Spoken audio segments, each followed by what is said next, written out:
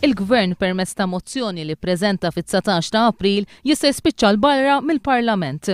Id-Deputat Nazzjonalista Jesmint Muljet ta' dan l-eżempju meta kienet jispjega li f'sitwazzjoni fejn il-Gvern ma jibdix iħallas il-kirjiet tiegħu lill-kumpanija Malita, dan jista' jitlef il-proprjetajiet li sal-lum kienu taħt idejh. F'laqgħa tal-Kumitat Parlamentari dwar l-Awditjar Nazzjonali, id-Deputat Laburista Charles Mangione qal li żewġ postijiet importanti ħafna l-pajjiżna, l-ajruport u l-port il-kbir, jistgħu jingħataw lill-privat. Mangione ikkritika l-fatt li din id-deċiżjoni ferm importanti mhux ser tgħaddi mill-Parlament, iżda skont kif hemm fil-mozzjoni din ser tkun deċiża mill-Kabinett.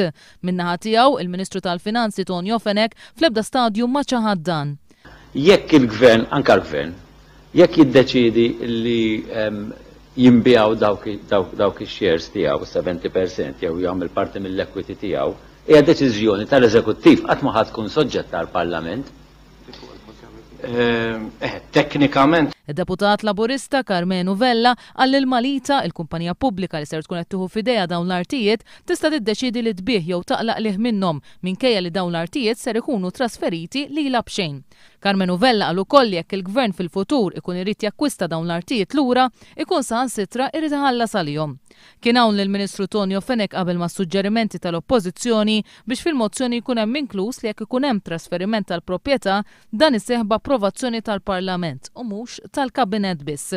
Carmenu Vella qal li l-Special Purpose Vehicle qabel ma ġiet irreġistrata missa kienet diskussa fil-Parlament. Kien għalhekk li minħabba dan in-nuqqas taqbil l-Special Purpose Vehicle issa ser tiġi diskussa quddiem il-Parlament.